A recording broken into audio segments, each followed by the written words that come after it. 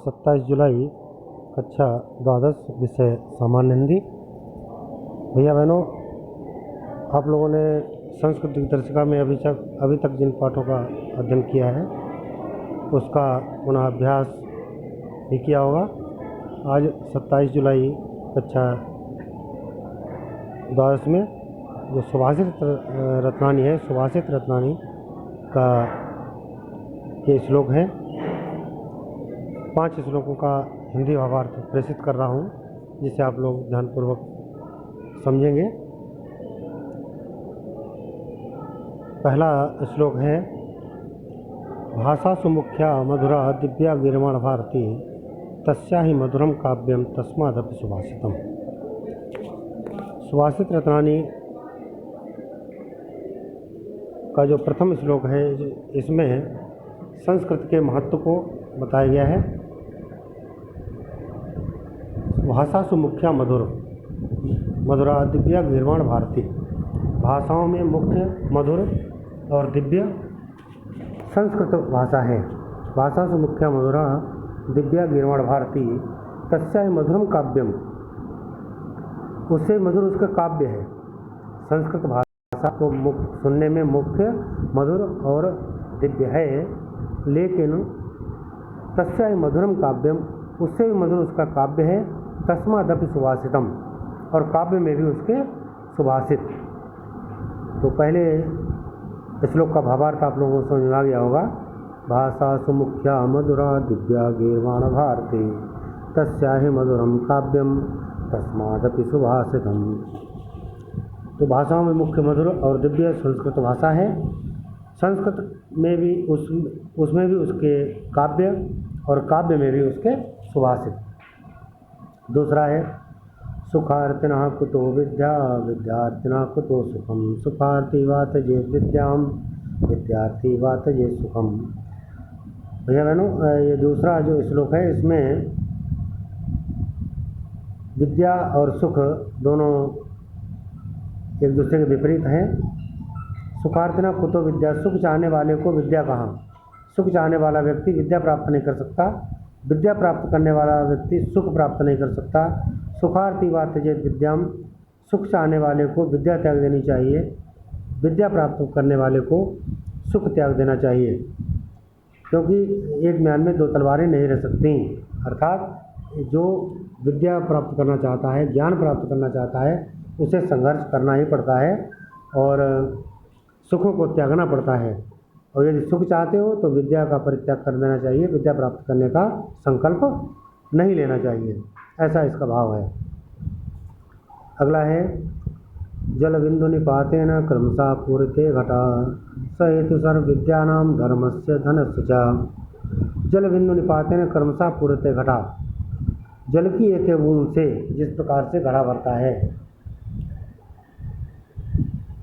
वही कारण उसी प्रकार से सभी प्रकार की विद्याओं का, धर्म का और धन की वृद्धि भी धीरे धीरे होती है।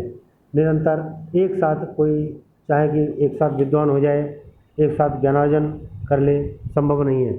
एक साथ धर्म की वृद्धि हो, वह भी संभव नहीं है, और एक साथ धन की वृद्धि हो जाए, वह भी संभव नहीं है। तो जल की एक एक बूंद से जिस प्रकार से घड़ा भरता है, उसी प्रकार से सभी प्रकार की जो विद्या है, धर्म है और धन की वृद्धि भी क्रमशः धीरे धीरे होती है। इस तीसरे श्लोक का भावार्थ आप लोगों ने समझा होगा। एक बार पुनः क्रमांक 1 से चलते हैं और मैं श्लोक पढ़ूंगा, आप लोग उसका भावार्थ स्वयं में निकालेंगे। भाषा सुमुख्या मधुरा दिव्या गिरिमाण भारती तस्याहि मधुरम काव्यम तस्मादपि सुभाषितम। भावार्थ आप लोग स्वयं करें। फिर दूसरा, सुखार्थिनः कुतो विद्या विद्यार्थिनः कुतो सुखम सुखार्थी वा त्यजेत विद्याम विद्यार्थी वा त्यजेत सुखम। इसका भावार्थ भी स्वयं करें। तीसरा है, जल बिंदु निपातेन क्रमशः पूर्ते घटा स हेतु सर्व विद्यानाम धर्मस्य धनस्य च। अगला है काव्यशास्त्र विनोदेन कालो गच्छति धीमताम व्यसनेन च मूर्खाणाम निद्रया कलहेन वा। काव्यशास्त्र विनोदेन, ध्यान देंगे, काव्यशास्त्र का अध्ययन करने से, विनोदेन माने प्रसन्नता से, कालो माने काल माने समय, गच्छत माने बीतता है, धीमताम माने विद्वानों का। अन्य करेंगे, धीमताम कालो गच्छति, विद्वानों का समय व्यतीत होता है। काव्यशास्त्र विनोदेन, काव्यशास्त्र का अध्ययन करने में प्रसन्नता पूर्वक, ठीक है, विद्वानों का समय काव्यशास्त्र का अध्ययन करने में प्रसन्नता पूर्वक व्यतीत होता है। व्यसनेन च मूर्खाणाम निद्रया कलहेन वा, और जबकि मूर्खों का समय ठीक इसके विपरीत व्यसन में, निद्रा में और कलह में व्यतीत होता है।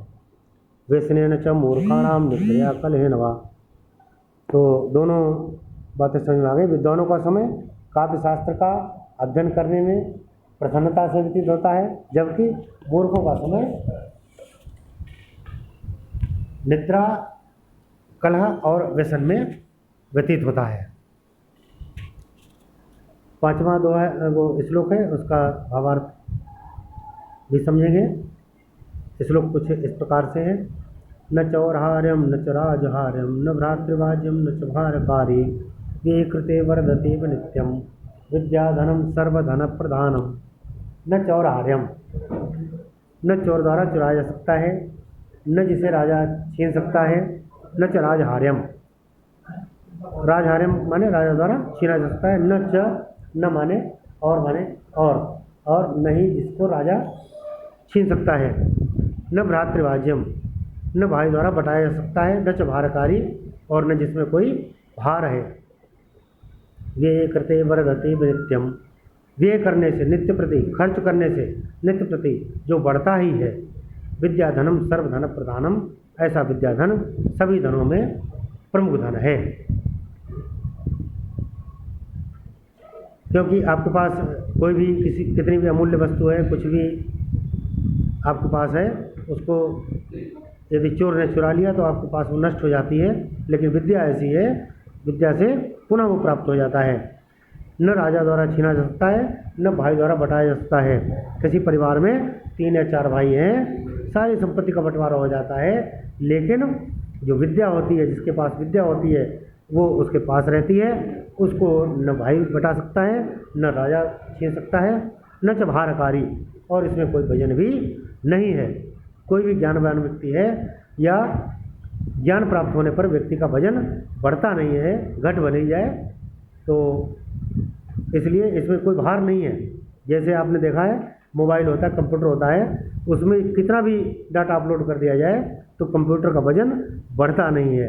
इसी प्रकार से मनुष्य जब ज्ञान प्राप्त करता है, जितना ज्ञानार्जन करेगा तो ज्ञानार्जन करने से उसका भार, उसमें कोई भार नहीं होता है, सहज सरल स्वभाव से उसे हम विद्या को प्राप्त कर लेते हैं।